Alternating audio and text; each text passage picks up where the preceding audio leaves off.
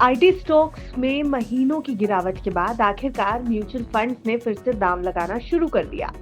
सितंबर में 67 महीने के लो पर पहुंचा आईटी वेटेज अक्टूबर आते ही ऊपर चढ़ गया और यही बदलाव बता रहा है कि बड़े फंड हाउस इस सेक्टर में वापसी करने का प्लान बना रहे हैं। तो चलिए आपको इस वीडियो रिपोर्ट में बताते हैं कि किस तरह म्यूचुअल फंड्स अब आईटी स्टॉक्स पर वेटेज यानी दांव लगाने की तैयारी कर रहे हैं। देखिए, म्यूचुअल फंड्स की आईटी सेक्टर में बढ़ती दिलचस्पी एक बार फिर से देखने को मिली है। सितंबर 2025 में 67 महीने के निचले स्तर तक गिरने के बाद अक्टूबर में फंड हाउस ने आईटी स्टॉक्स में अपनी हिस्सेदारी थोड़ी बढ़ाई। सितंबर में जहां ये वेट 7.5% यानी 7.5% था, वहीं अक्टूबर में बढ़कर ये 7.6% हो गया।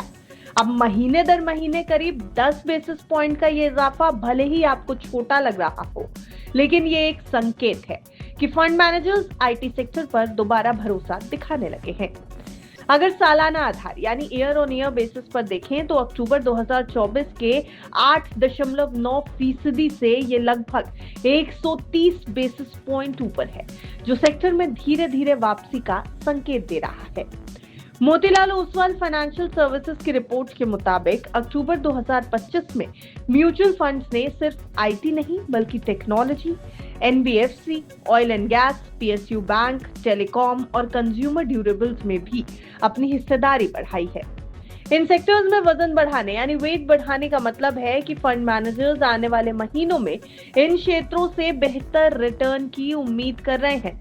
इससे अलग ऑटोमोबाइल, यूटिलिटी, सीमेंट और केमिकल्स के साथ साथ टेक्सटाइल सेक्टर में फंड्स ने हिस्सेदारी घटा दी है, जिससे साफ है कि इन सेक्टर्स को लेकर फिलहाल म्यूचुअल फंड सतर्कता बरत रहे हैं यानी कॉशियस रुख अपना रहे हैं। अब अक्टूबर में private banking sector mutual funds का सबसे बड़ा होल्डिंग रहा, जिसकी वेटेज 17.3% थी। इसके बाद आया 8.3% के साथ ऑटोमोबाइल सेक्टर, 7.6% के साथ टेक्नोलॉजी और 7.4% के साथ हेल्थ केयर सेक्टर भी शामिल रहा इस लिस्ट में। अब दिलचस्प बात यह है कि बीएसई 200 इंडेक्स में आईटी का वेटेज बैठता है 8.4% और कई फंड हाउस जैसे कि Aditya Birla sun life, DSP, ICICI prudential, Tata और यूटीआई ने इससे ज्यादा यानी 8.4% से ऊपर तक की एलोकेशन भी दी है। ये दिखा रहा है कि top fund house IT sector में ओवरवेट पोजीशन लेकर चल रहे हैं। रिपोर्ट्स में यह भी सामने आया कि कुछ सेक्टर्स ऐसे हैं जहां म्यूचुअल फंड्स बीएसई 200 के मुकाबले 1% या फिर उससे ज्यादा अंडरवेट है, जिसमें oil and gas, consumer, private bank, utilities और टेक्नोलॉजी शामिल है।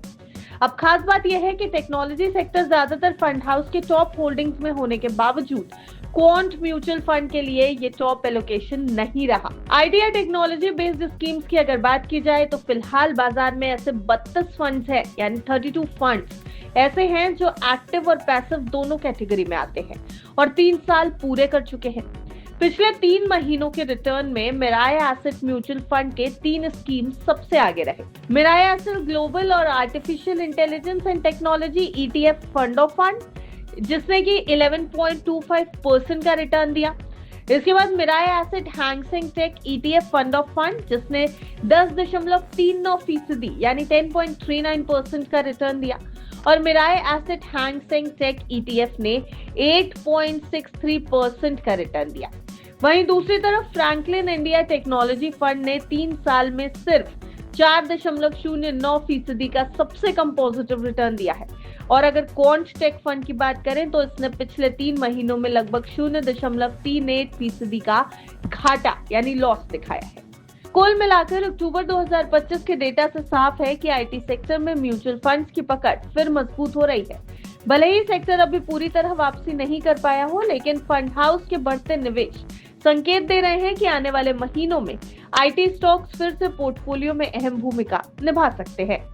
लेकिन आपके सामने ये रखी गई रिपोर्ट महज आंकड़ों और एक्सपर्ट ओपिनियंस के आधार पर है।